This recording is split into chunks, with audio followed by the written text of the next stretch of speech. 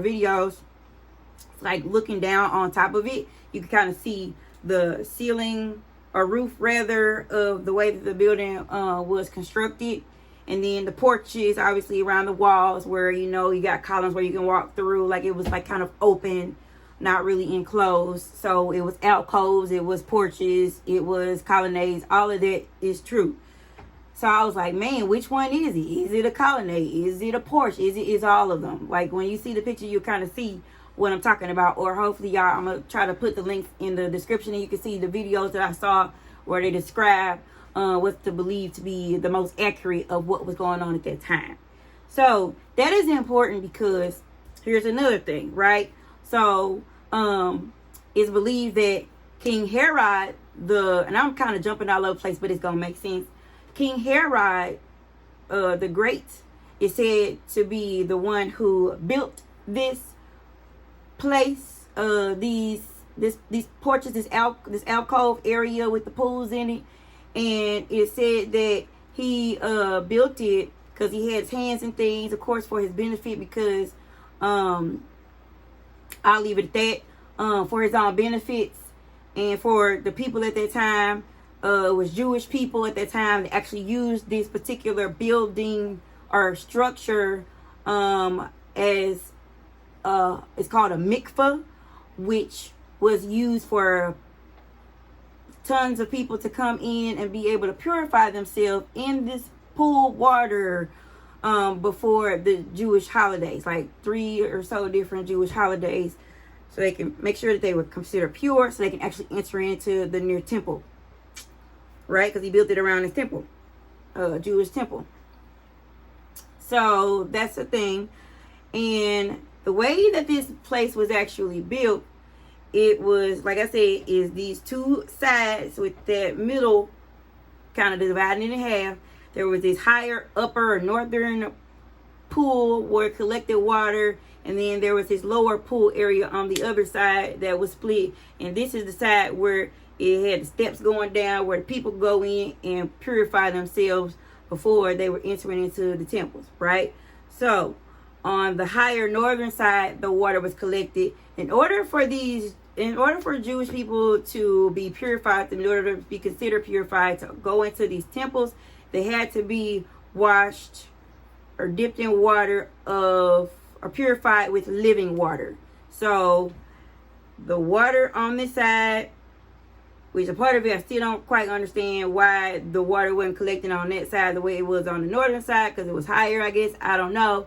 But you would think if it's raining down or however this water is coming in, the northern side, they were saying, was collecting living water. Living water would be considered anything that is not stagnant water, a natural resource of water. So if rain was coming down, which more than likely is what was going on with this particular pool, on the northern side, rainwater coming down in, and then in that little split area in the middle of that wall, they actually had it built to where there was a lever or thing that they can open up. So that living water that was collected from the rain, or it could be from living water could be from like a stream, a river, lake, anything rain. So anything living, motion, water. It couldn't be like just stagnant water that was collecting. So they considered that living water. So that water that came more than likely from rain was collected, and they had this lever in that middle area where they can go in there, open it, and the water would go into the other side. And so I'm assuming the thing got kind of left there over time, where people weren't really using this pool anymore. But those people who had that superstition over time later, the thing was, that middle levee thing was kind of left open to where the quote unquote northern water, living water, would, as it fills up, eventually rush over every once in a while over to the stagnant water. And so every once in a while that water would have motion. And so these people, and I can't assume all of them, but there were people who knew that, and they still wanted to believe in this assumption that there was an angel, quote unquote, that was actually stirring that water, when actually it was the levee thing of how it was built from King Herod designing this thing to go over into the pool that they all sat at to purify themselves. And over time, lame people believing in that superstition would wait for that water to move, and they believe that they can, be healed if they were going to be in there first. Mind you, superstition. This makes so much sense to me now, because I'm thinking, why would God just have an angel to allow one person to be healed just so he can create a miracle later on for Jesus to come to heal this man so we can all be amazed? It ain't really a miracle. So this makes a lot of sense. A whole lot of sense, y'all. So this man was believing in something pretty much other than God, as people do here now. You know how things change, hearsay, whatever, and then the ideology of certain things change, the zeitgeist of things change. So these people are now, after this thing was used for a Jewish tradition, years later being used superstitiously for people who are mixing beliefs, mixing truths. And ain't that what the devil do? Come to mix truths, half truths, deceive people. To be able to, so this man was just sitting there all these years under this belief, right? So knowing good and well he believing in a superstition, but the man obviously was down and out. When people are hurting down and out, they hold to things that may not necessarily be true. And so that was the thing, and why Jesus asked him, verse 6, wilt thou be made whole? Like, come on now, do you really want to be well? Like, you're sitting here, this is what he's saying to him, you're sitting here believing in something that you know good and well is not real. And here's the other thing. You fast forward into verse 14, it says in the second part of the verse, behold, thou art made whole, sin no more, lest a worse thing come unto thee. So I'm like, why did Jesus say that to the man?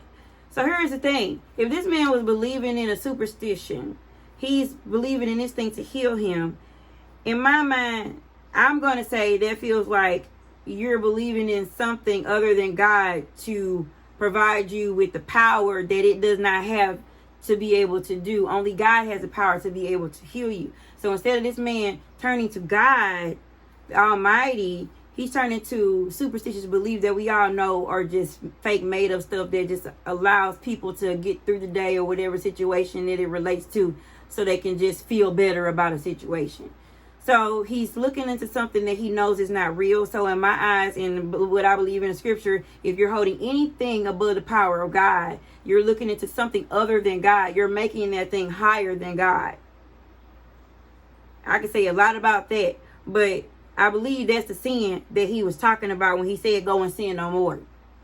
I mean, you could kind of argue a little bit that who are these? Pharisees, Sadducees, Pharisees, one of them or both, I don't know. I have to read back through it. But the point is, they were talking about you can't walk and take up your bed and all this stuff on the Sabbath. And there was talk that Moses didn't actually write that you couldn't take up your bed on the Sabbath. Yes, you're supposed to use it for rest, but that wasn't, it was actually just their stricter rules to try to interpret and enforce the laws that Moses had actually written. So Jesus came obviously to use this to prove a point, to teach, but it wasn't actually an exact law that he was quote unquote even breaking, when you know that. So it seems like Jesus could have been talking about that, like go and sin no more, because okay, now you healed. Maybe he could have been going back and saying, don't worry about your bed no more. The whole point was his spoken word to heal him. He healed him by saying, take up your mat and walk, or your bed and walk. And then later on, he met him after that crowd went away and said, don't sin no more. So he could have been saying, hey, okay, don't worry about the bed. The whole point was for me to heal you. So, you know, that could have been one thing. But really, I think that he was speaking to the matter at hand, which was him believing and putting other things higher than God, which is making those things idols. So, trying to think if there's anything else that I want to say about this. You can go and research this stuff yourself. I hope that this is clear for you guys.